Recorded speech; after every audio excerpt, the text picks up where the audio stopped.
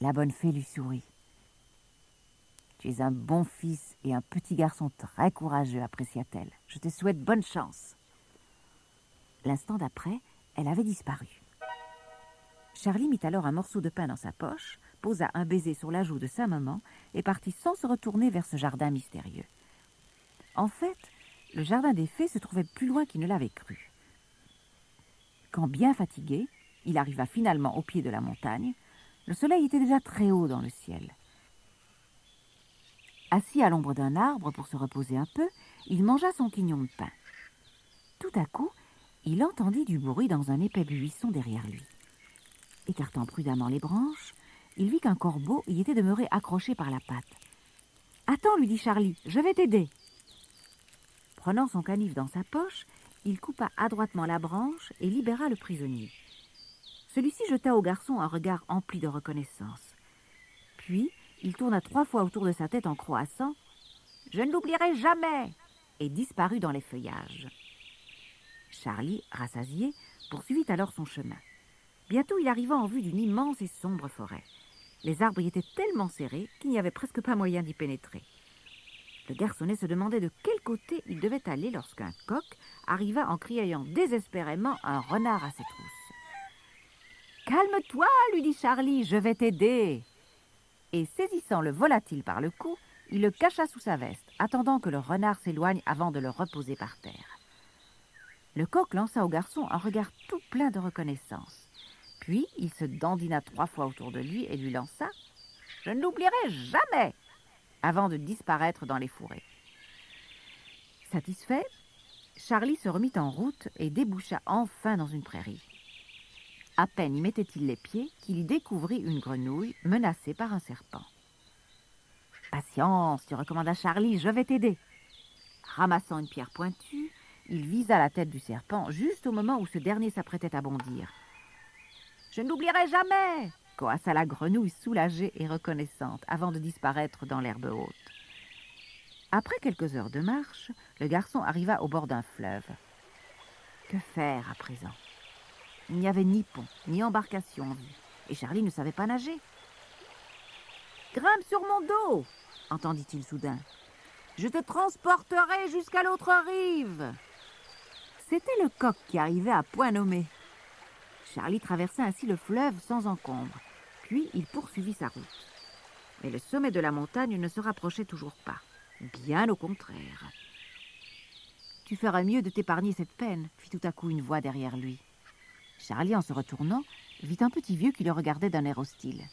« Tu n'y arriveras tout de même jamais au sommet de la montagne, » reprit celui-ci. « Si, j'y arriverai, » déclara fièrement Charlie, « car je dois y cueillir quelques feuilles de l'arbre de vie pour ma mère qui est gravement malade, sinon elle mourra. »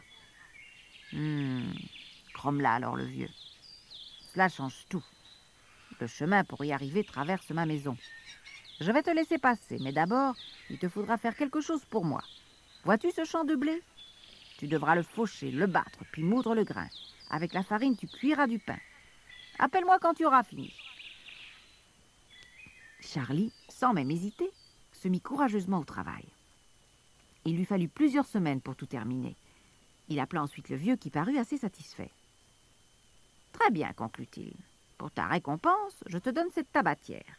Mais attention, tu ne l'ouvriras que chez toi. Surtout pas avant. Je te souhaite bonne chance. » Tout content, Charlie put finalement se remettre en route. Mais il ne fallut pas longtemps pour qu'une nouvelle épreuve se présente à lui. Au bout du chemin, un haut mur lui barra soudain le passage. Il n'était percé d'aucune ouverture et les pierres en étaient bien trop lisses pour que Charlie pût s'y agripper. Le petit garçon poussa un gros soupir. Comment continuer maintenant? « Que fais-tu donc ici ?» entendit-il alors gronder derrière lui. Faisant volte-face, Charlie aperçut un géant qui le dévisageait d'un air fort menaçant. « Je voudrais atteindre le sommet de la montagne, » lui expliqua-t-il poliment. « Mais ce mur m'empêche de passer. »« Ha ha !» ricana le géant. « C'est ce que disent tous ceux qui arrivent jusqu'ici. Mais dis-moi, que cherches-tu au juste au sommet de cette montagne ?»« Je dois rapporter quelques feuilles de l'arbre de vie, » répondit Charlie. « Ma mère est malade, voyez-vous, et... »« Ah !» fit le géant. Cela change tout. Je pourrais faire disparaître ce mur. Mais pas pour rien. Vois-tu ces beaux vignobles là-bas? Cueille-y le raisin et presse-le. Tu mettras ensuite le vin en tonneau. Mais il me faudra au moins 2 mois, protesta Charlie. Et maman a besoin... Mais le géant avait déjà disparu et le garçonnet avait d'autres solutions que de se mettre au travail. Sans hésiter, il cueillit les grappes de raisin, les pressa pendant des heures et mit ensuite le vin en fût. Lorsqu'il eut enfin terminé, il appela le géant et lui montra le résultat de ses efforts. « Très bien !» apprécia le géant après avoir goûté le vin. « Je dois reconnaître que tu as plus de volonté que tu n'en as l'air. » Et il montra à Charlie ce qu'il cachait derrière son dos. « Pour ta récompense, je te donne ce chardon, mais attention, tu ne pourras y toucher qu'une fois de retour chez toi. Tu comprendras alors à quoi il sert. » Le géant siffla ensuite entre ses doigts et l'instant d'après se volatilisa en même temps que le mur. Charlie, tout heureux, remit le dernier tonneau en place et enfouit le chardon au fond de sa poche. « Quel drôle de cadeau !» se dit-il tout en reprenant sa route. « À quoi pourrait-il bien me servir ?» Mais il n'avait pas la moindre envie d'y toucher, car la tige et les feuilles étaient pleines de picots. Tout en songeant ainsi, il avait déjà parcouru un bon bout de chemin. Mais brusquement, Charlie se trouva au bord d'un profond ravin creusé entre 2 hautes montagnes. Encore un obstacle insurmontable. Il devait bien y avoir un pont quelque part. Mais le garçon chercha en vain sans découvrir aucun passage. Fort découragé, il s'assit sur un rocher. Comment arriver de l'autre côté? Tout à coup, il sursauta. Une grosse voix hurlait dans son dos. « Espèce de chenapan, que fais-tu sur mon territoire? Ne sais-tu donc pas que ces terres m'appartiennent ?» Derrière Charlie, un énorme loup le regardait de ses yeux furieux. « Oh, monsieur le loup !» bredouilla le garçonnet humblement. « Je ne fais rien de mal. Je désire seulement me rendre au sommet de la montagne pour y cueillir quelques feuilles de l'arbre de vie. Ma mère est gravement souffrante et... » « Dans ce cas, c'est différent, » concéda le loup. « Je veux bien t'aider à traverser ce ravin, mais à une condition. » Et en le fixant de son regard cruel, il demanda au gamin. « Vois-tu ces grands bois là-bas? Ils comportent des arbres immenses. Je veux que tu les abattes tous et que tu en fasses des bûches pour alimenter mon feu. Le soir, j'ai toujours très froid. Quand tu auras fini, tu n'auras qu'à m'appeler. Je reviendrai. » Charlie, sans protester, se mit une fois de plus à la tâche. Mais il eut beau peiner et peiner encore, il ne put même pas venir à bout du premier tronc. Désespéré, il s'écroula au pied de l'arbre en pleurant à fendre l'âme. À ce moment-là, un corbeau caché dans le feuillage vola vers lui. « Je viens t'aider, lui dit l'oiseau. Je n'oublierai jamais que tu m'as libéré du buisson. Aussi suis-je accouru aussi vite que l'éclair. » Charlie ne comprit pas ce que son ami voulait dire, mais il lui fit confiance et il attendit bien patiemment. Plus rien ne l'étonnait désormais. Peu de temps après, un terrible orage déchira le ciel. Et en 2 temps 3 mouvements, tous les arbres se trouvèrent déracinés. Charlie se mit alors à les débiter en bûches. Pendant des jours et des jours, il besogna sans s'arrêter. Quand tout le bois fut parfaitement rangé, il appela le loup. « Gagné !» apprécia ce dernier, sans se départir pour autant de ses manières redoutables. Et il ajouta. « Pour ta récompense, je t'offre ce bâton. Il t'amènera où tu voudras. Mais tu ne pourras l'utiliser qu'après avoir cueilli un rameau de l'arbre de vie. Et maintenant, je vais te faire traverser. » Il fit grimper Charlie sur son dos et d'un énorme bond sauta de l'autre côté du précipice. Puis, après un bref salut, il disparut derrière un rocher. « Je ne dois plus être bien loin, » se dit alors le petit garçon, tout en regardant anxieusement en direction du sommet. À présent, il le voyait. Mais il ne dut guère attendre pour se heurter à un nouvel obstacle. Cette fois, c'était une profonde rivière, coupée de rapides effrayants. Elle avait l'air tellement sauvage que Charlie se tint à distance prudente. Comment traverser le courant? Jamais il n'oserait s'y risquer. « Que viens-tu donc faire ici ?» miaula soudain une voix menaçante.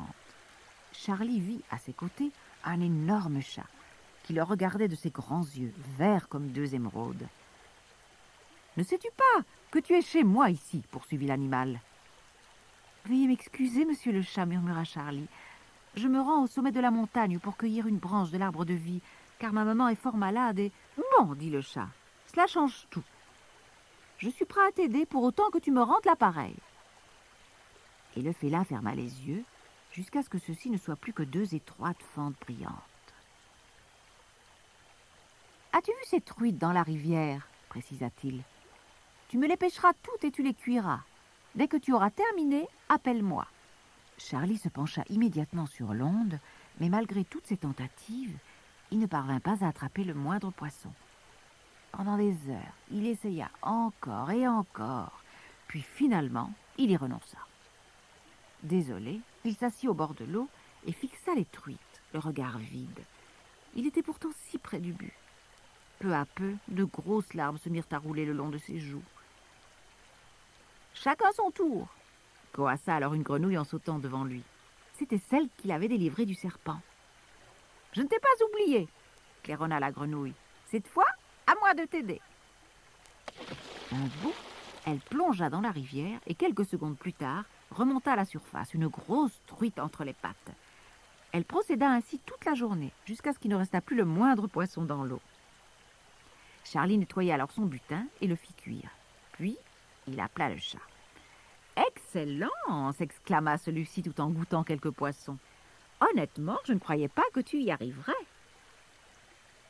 À l'aide de ses griffes acérées, il arracha alors un des poils de sa fourrure et le tendit à Charlie. « Voilà ta récompense !» annonça-t-il très solennellement. « Il s'agit là d'un poil magique. Tu l'utiliseras pour supprimer toute fatigue. Il te suffira de le passer sur ton front. Mais traversons d'abord cette rivière. Je vais t'y aider ainsi que je te l'ai promis, ajouta-t-il. Charlie suivit le chat le long de la rive. Va-t-il sauter? Se demandait le garçon perplexe. Mais avant même qu'il eût pu poser la question, il se passa quelque chose de tout à fait extraordinaire. Le chat trempa sa queue dans l'eau et Charlie, stupéfait, vit cet appendice s'allonger encore et encore jusqu'à l'autre rive. « Tu n'as plus qu'à marcher dessus, » expliqua le chat, tandis que Charlie, ravi, s'élançait. « Merci beaucoup !» cria le garçonnet à l'adresse de son sauveur qui avait déjà disparu.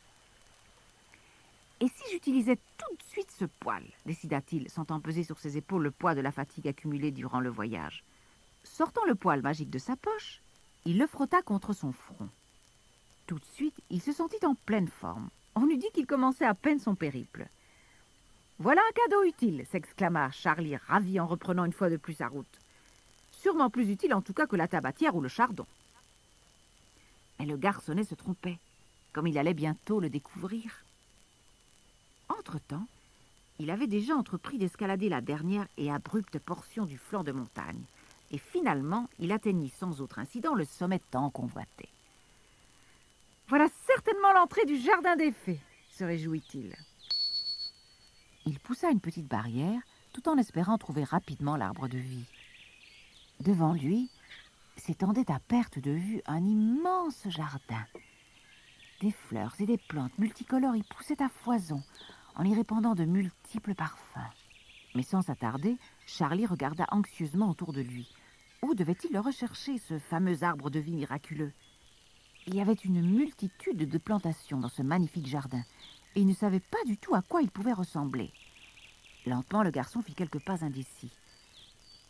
Si seulement j'avais songé à demander à la bonne fée de me le décrire, songeait-il en contemplant distraitement un groupe de gros champignons. « Tu cherches quelque chose ?» lui demanda soudain une petite voix douce. D'où pouvait bien provenir celle-ci? Charlie, intrigué, chercha partout, mais en vain. « Ici, sous le champignon !» poursuivit la voix. Charlie découvrit alors un tout petit bonhomme nanti d'une longue barbe blanche et affublé d'un costume rouge vif et d'un grand chapeau pointu. « Bonjour, » dit le garçon toujours poli. « Peut-être pourriez-vous me dire où se trouve l'arbre de vie ?»« Bien sûr, je puis te le dire, » répondit le gnome. « Je suis le jardinier des fées et je connais tous les arbres sur le bout des doigts. Mais explique-moi d'abord qui tu es et ce que tu viens faire ici. » Aucun des animaux que Charlie avait rencontrés jusque-là ne lui avait demandé son nom. Le fait de devoir décliner son identité signifiait sûrement que le petit homme en rouge était un personnage important. Le garçon se présenta donc avec courtoisie.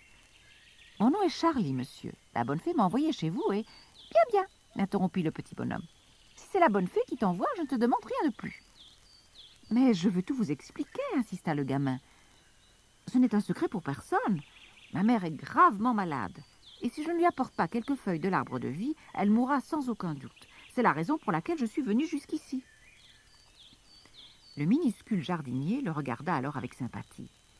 « Ah, c'est ainsi !» commenta-t-il en hochant la tête et en secouant la pointe de son bonnet rouge. « Je trouve que tu es un brave petit homme.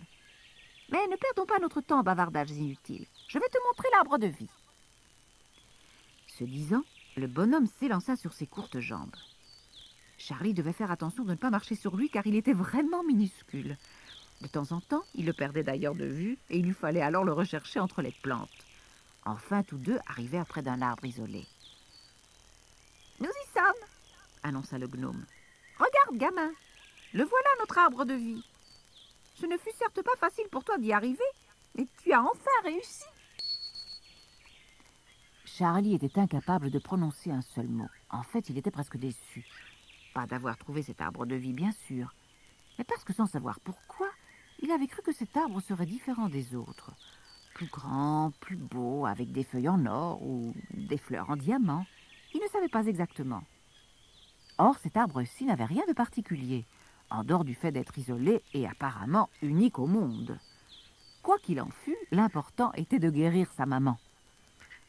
Pendant qu'il se faisait ses réflexions, le petit homme avait sorti de sa poche de minuscules ciseaux et solennellement il coupa un rameau de l'arbre. « Voici, dit-il à Charlie tout en lui tendant la branche. « Promets-moi d'être très prudent. Il ne faut à aucun prix la laisser tomber ni la poser n'importe où, car elle perdrait son pouvoir. » Mon Dieu, pensa Charlie, les choses ne s'arrangent pas. Que vais-je faire de cette branche si, par exemple, je dois accomplir des épreuves sur le chemin du retour, attraper des poissons pour le chat, couper du bois pour le loup, faire du vin pour le géant ou cuire du pain pour le petit vieux? Je n'y arriverai jamais. Et il poussa un profond soupir. Peut-être le petit jardinier pourrait-il l'aider à résoudre ce problème. Mais quand Charlie voulut lui demander son avis, il s'aperçut à regret que le gentil bonhomme avait déjà disparu. Et le garçonnet eut beau chercher et soulever toutes les plantes, il ne le retrouva pas. « Et je n'ai même pas pu le remercier, regretta-t-il. Que va-t-il donc penser ?» Un peu inquiet, il ne savait que faire et tournait pensivement la branche entre ses doigts. Comme c'était étrange. Les feuilles semblaient plus brillantes que sur l'arbre. Mais sans doute était cela un effet de son imagination. Soudain, il eut une idée. Comment n'y avait-il pas pensé plus tôt? Le loup lui avait donné un bâton pour l'amener où il le désirait. C'était le moment de s'en servir. Charlie, prudemment, coinça alors la branche dans l'ourlet de son pantalon et s'assit sur ce bâton qu'il avait si bien failli oublier. Le prodige allait-il fonctionner comme prévu?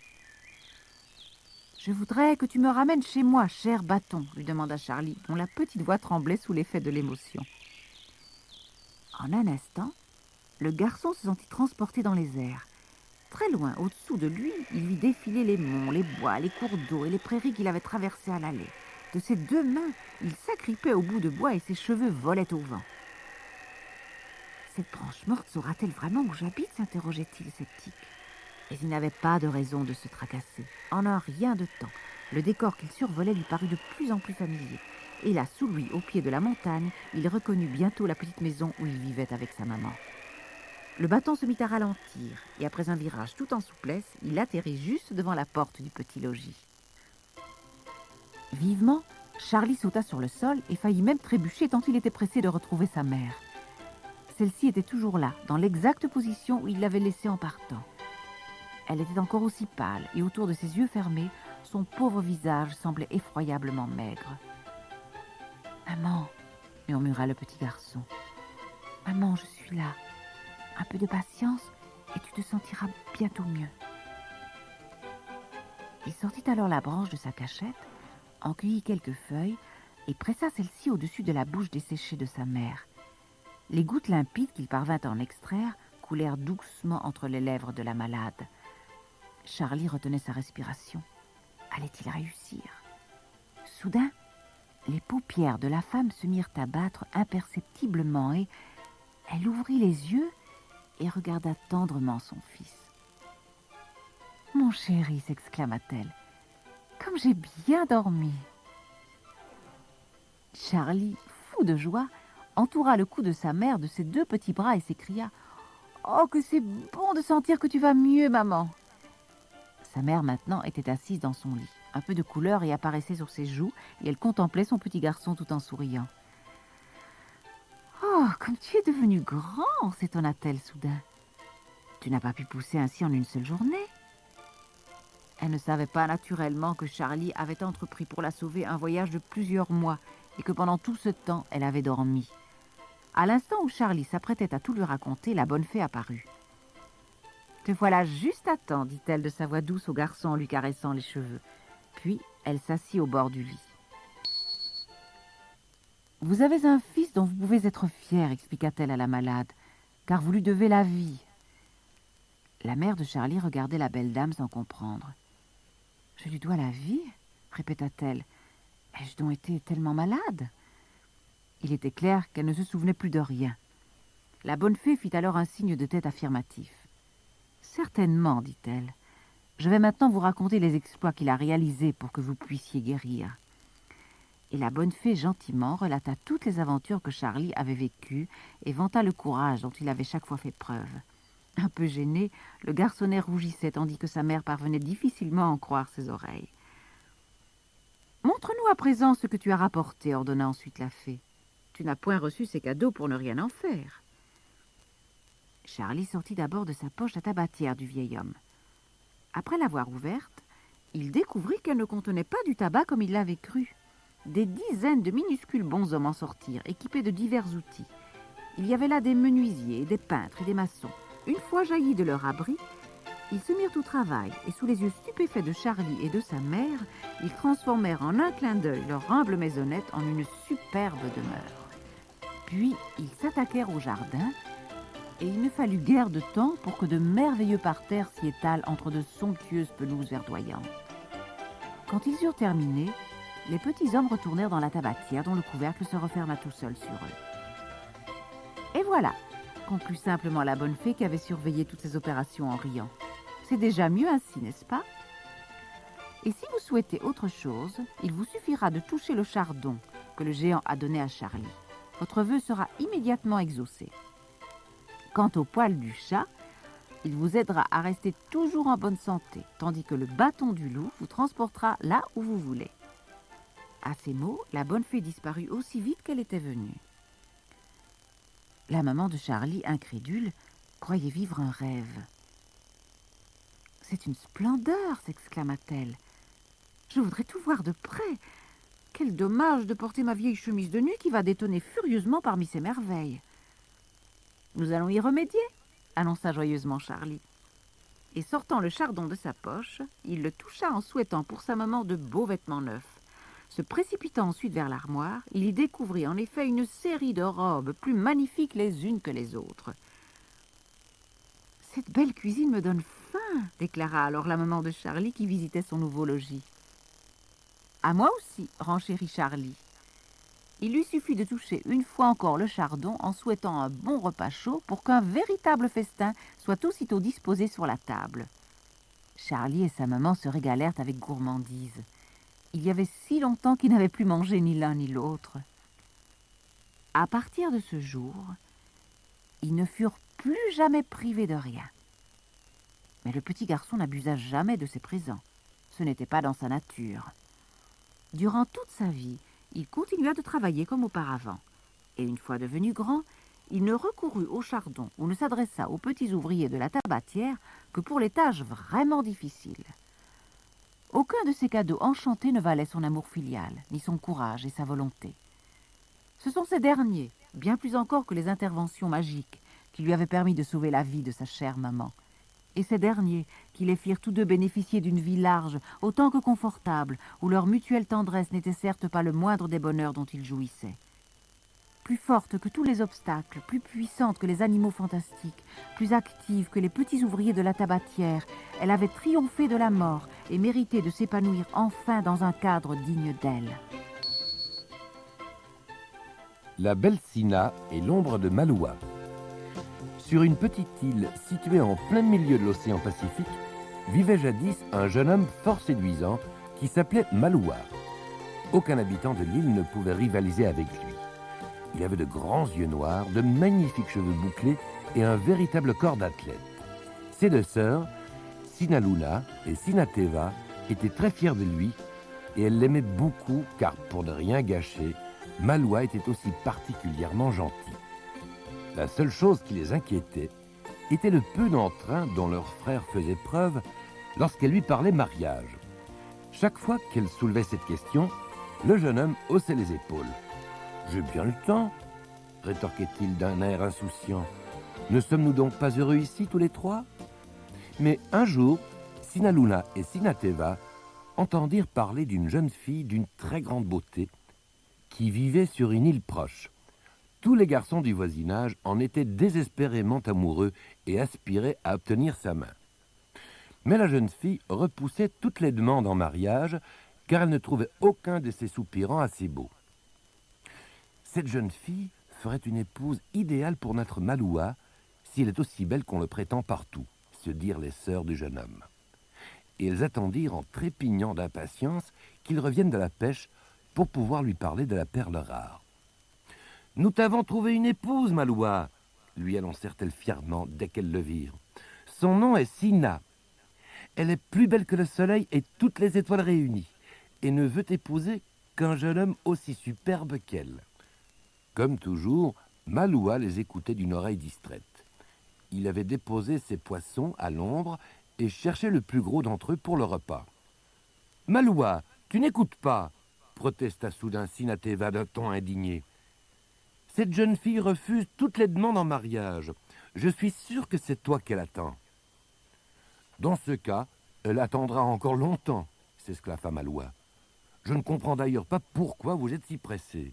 Allons, prenez ce poisson et faites-le cuire.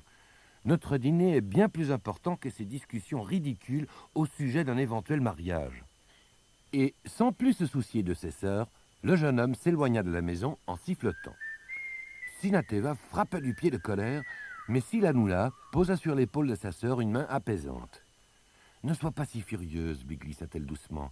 J'ai un plan infaillible pour le faire céder. » Ce soir-là, tandis que leur frère se promenait sur la plage dorée, les deux jeunes filles le suivirent discrètement. Arrivée presque à sa hauteur, Sinaluna sortit des plis de sa jupe un petit coffre en bambou et, d'un mouvement rapide, parvint à y faire entrer l'ombre de son frère. « Il ne remarquera rien, » murmura-t-elle à sa sœur. « Avant qu'il ne rentre, la nuit sera complètement tombée et toutes les ombres auront disparu. » De retour chez elle, elle étendit bien soigneusement les nattes sur le sol, posa le coffret à ses pieds et dit « Viens, Sinateva. Il est l'heure de dormir à présent. Demain, nous aurons une journée chargée. » Le lendemain matin, vêtues de leurs plus beaux atours, les deux sœurs se rendirent sur l'île voisine, sans oublier d'emporter avec elles le précieux petit coffret. « Nous sommes venus prendre rendez-vous pour notre frère, » expliquèrent-elles à la belle Sina. « Il est à la pêche et n'a pu se présenter lui-même. » Mais la jeune fille ne les laissa même pas terminer.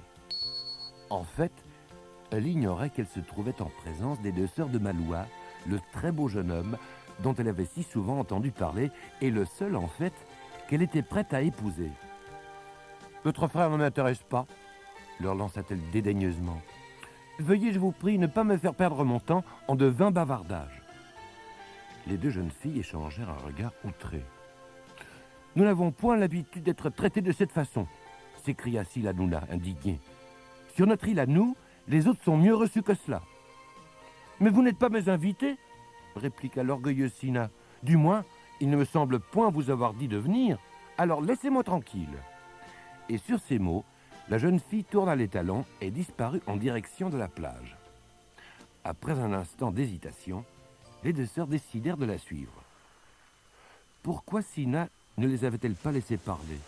Une chose était claire en tout cas. Elle n'avait jamais vu de femme aussi belle. C'était là l'épouse idéale pour leur frère, le plus bel homme de la terre. Cachée derrière un rocher, elles virent la jolie Sina se diriger vers une crique. Là, la jeune fille plongea dans l'océan et avec de larges mouvements harmonieux, elle nagea vigoureusement vers l'horizon. Dès qu'elle fut suffisamment éloignée du rivage, Sinaluna et Sinateva sortirent de leur cachette. Elles ouvrirent le coffret contenant l'ombre de Maloua et laissèrent descendre cette dernière dans l'onde peu profonde.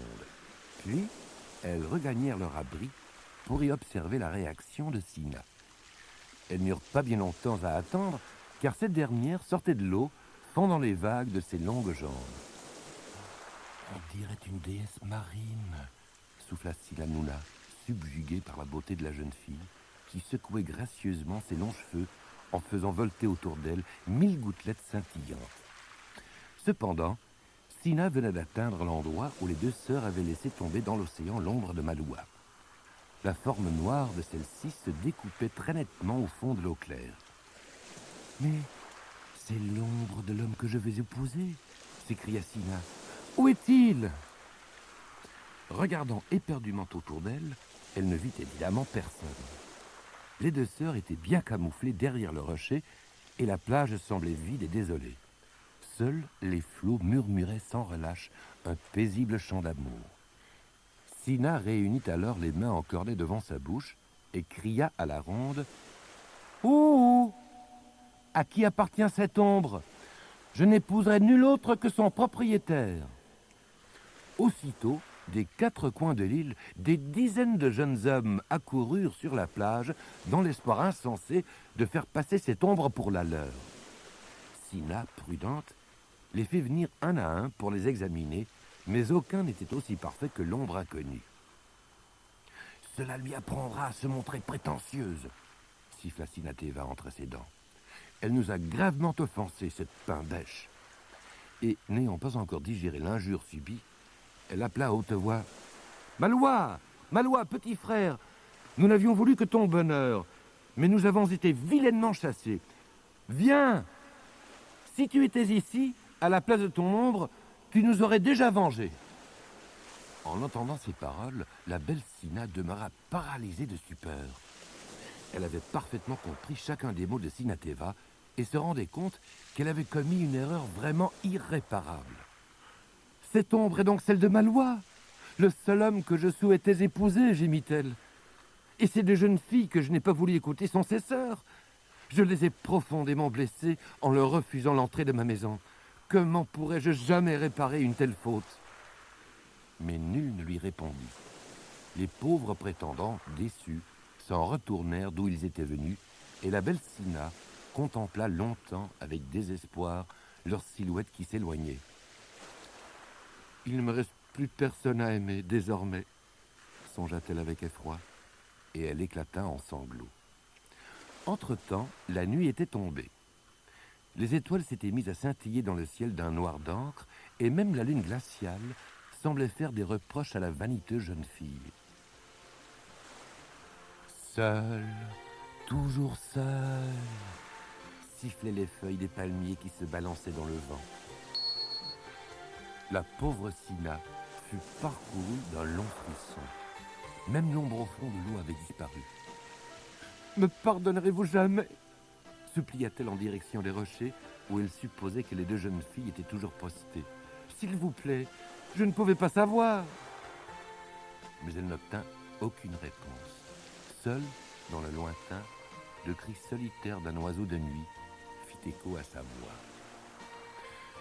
Plusieurs heures passèrent ainsi. Sina demeurait prostrée. De temps en temps, elle lançait un appel suppliant vers les rochers. Mais, inflexibles, les deux sœurs demeuraient cachées, toujours immobiles et muettes. Lorsqu'enfin le soleil se leva, l'ombre de Maloua réapparut au fond de l'océan. Les yeux pleins de larmes, la belle Sina la fixa d'un humble regard suppliant. Puis, lentement, elle entra dans l'eau et se jeta contre les vagues dans une vaine tentative d'enlacer la magnifique silhouette. Mais l'ombre lui échappa et Sina revint vers la plage en sanglotant. Pendant ce temps, Maloua commençait à s'inquiéter devant l'absence de ses deux sœurs. Quand ses voisins lui eurent rapporté qu'ils les avaient vues partir, vêtues de leurs plus belles robes, il devina immédiatement où elles s'étaient rendues. « Quelle folle !» s'énerva-t-il tout en mettant son bateau à la mer. Je déciderai tout seul quand et avec qui je me marierai. Il irait sûrement arriver quelque chose et elle mériterait bien que je les abandonne à leur sort. La première chose qu'il vit, en mettant le pied sur l'île voisine, fut le beau visage en larmes d'une merveilleuse jeune fille solitaire. « Vous êtes sûrement Maloua, lui dit celle-ci d'une voix tremblante. Écoutez, je dois vous... Mais elle n'eut pas le temps d'achever sa phrase, car Silaluna et Sinateva se précipitaient à la rencontre de leur frère bien-aimé. « Enfin te voilà !» s'écrièrent-elles en le voyant. « Nous t'avons attendu toute la nuit. » Maloua lança à ses deux sœurs un regard sévère. « Que faites-vous donc ici? Et qui est donc cette délicieuse jeune fille tout en pleurs? » « Cette jeune fille, c'est Sina, la belle des belles. Nous sommes allés chez elle lui parler de toi. Mais elle a refusé de nous écouter et même, elle nous a laidement humiliés. »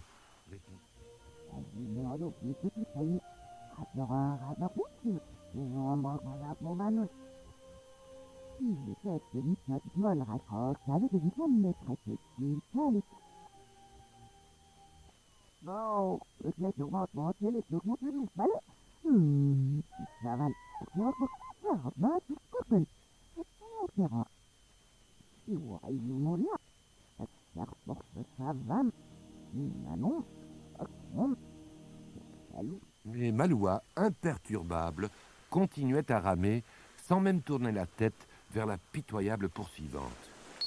La distance qui séparait la jeune fille de l'embarcation ne cessait de croître et les vagues devenaient de plus en plus fortes.